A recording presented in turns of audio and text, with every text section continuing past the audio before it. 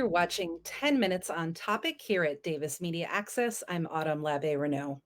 Throughout this election season, I'm interviewing local grassroots activists who are working on issues ranging from voter suppression to gun violence. Joining me now is Emily Ault, who is a volunteer with the organization called Moms Demand Action Now. Thank you for joining us. Thanks for having me, Autumn. So I know you've been active here in Yolo County, and you mentioned just before the interview that you've taken on a new role. So we'll want to hear about that. But before we do that, let's talk about what the organization does, Moms Demand Action Now. Who are you and what are you working on? Sure. So, Moms Demand Action is a national organization that was started in 2012 after Sandy Hook by a stay at home mom at the time, Shannon Watts. And it now has over 10 million supporters. We have chapters in every state, and California alone has many local groups throughout the state that people can volunteer with. We are nonpartisan, meaning we support any candidates who show a history and dedication to gun violence prevention. We are filled with gun owners and non-gun owners alike for our volunteers, and we are just all about gun violence prevention. Right. So what you mentioned within California, there are a number of chapters. I know there's an active chapter here in Yolo County, and now you're doing something at the state level. Can you speak to that? Yeah, so I was previously the Yolo County local lead for our local group here in Yolo County. And I've recently changed roles, and now I am California state legislative co-lead, which just means that I'm going to be doing more work at the Capitol. We have a group called Rapid Responders. So we meet at the Capitol and we support legislation that's happening statewide. And if needed, we can do federal as well.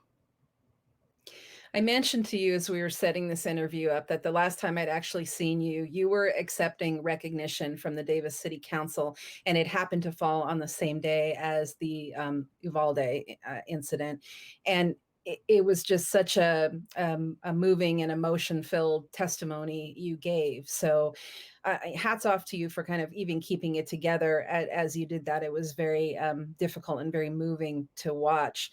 So there's an example. You mentioned rapid response. When we have a situation, and there have been so many of them in this country at this point, we have a horrific incident of gun violence.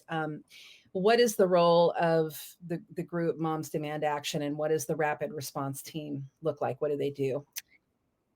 Yeah, so we work at both the local, state, and federal levels to support gun violence prevention legislation and community education and outreach. So the rapid response at the state level means that if a bill needs extra support, we need to get the word out to our legislators that it's important to us that they support it. Or our legislators sometimes reach out to our team to say, hey, we could really use you at our hearings.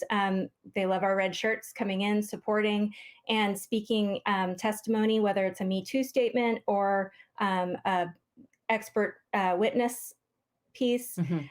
So that's really what the rapid response is. It's at the state level versus at the local level. Local level, we could have rapid response, but it would be more showing up for vigils, showing up to local meetings like city council and board of supervisors and things like that. But it's not officially called rapid response.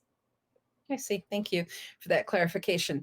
And on that note, there's Yolo County has been kind of in the news on this issue. There were some I guess I will say wins with the Davis City Council and the Yolo County Board of Supervisors in recent weeks. Can you tell us what happened with both those bodies? Yeah, absolutely. It actually started in Woodland. Police Chief Caff brought forth a safe storage ordinance to the Woodland City Council back in April, which was amazing. He's been a really great supporter of gun sense legislation locally and of Moms Demand Action generally. And then we had been talking with the city for a while now about safe storage. And when I went to accept the Wear Orange proclamation by the city of Davis, I did mention that a proclamation is great, but it's not really terribly meaningful when you're faced with a tragedy like Uvalde. And I Great. asked them to consider a safe storage. And Mayor Frericks supported that wholeheartedly. And in just over a month, managed to get the support of his council members. And we now have a City of Davis safe firearm storage ordinance. And then similarly, Don Saylor Board of Supervisors also wanted to support an ordinance countywide, which is a little bit different than city by city.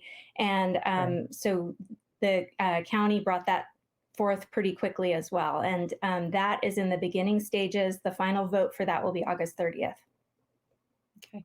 For those who may not know, can you explain what a safe storage ordinance is, please? Yeah, so the state of California actually has a statewide ordinance, but there are a couple of holes. So where the local ordinances can come in, they can fill in the gaps. They can require it in vehicles. They can kind of specify details that might be missing in the state ordinance or in the state law.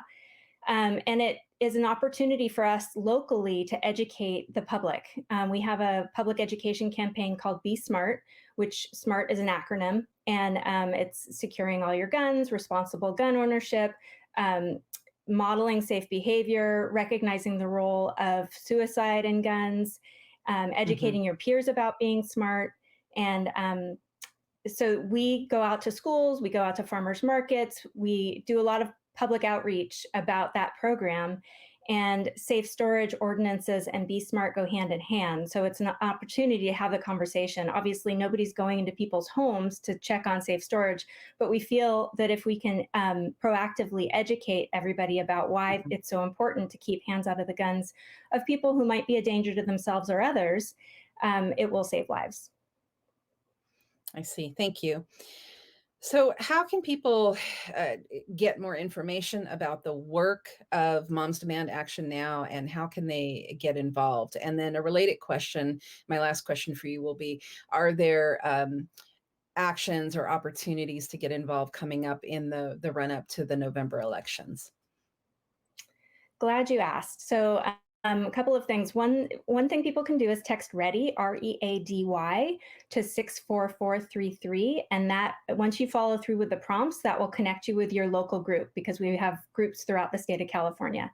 The next thing you can do is download the Demand Action app and set notifications to on, and you'll get alerted to all sorts of easy actions that you can take.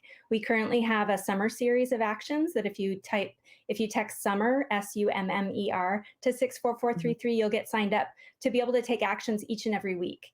And that's at the local, state, and federal levels. Um, and what was the second part of your question? Sorry, Well, Autumn. we have the Moms Demand Action .org up on the screen too, the website people can go to. So, just if there were specific actions as we move closer to the November elections that you were going to be offering or ways to get involved. Yeah, thanks for the reminder. So we have a program called Gun Sense Candidates, and we will support any candidates running for office from the local level, city council, board of supervisors, um, board of education, all the way up to the federal level of roles. And we will support any candidates who take a survey and commit to enacting safe common sense gun violence prevention laws. And once they have gotten that kind of check mark for being a gun sense candidate, we then will make phone calls, we'll do text banks, we will canvass door to door, any ways that we can support. We don't do fundraising. But any other way we can support candidates, we'll write postcards. We work to get out the vote. This is a very important issue. We are a singular issue group, and there's Mhm. lots of ways for people to join us. We have a whole elections team that's doing this work. We have informational calls about how to get involved. There's many ways. Yes, and as you've shared by text, by app, by website, there are lots of ways to get information too. All right, I've been Yeah. speaking with Emily Ault of Moms Demand Action Now, and I thank you for your time today and sharing what your group is up to. I'm Autumn Labbe-Renault from Davis Media Access.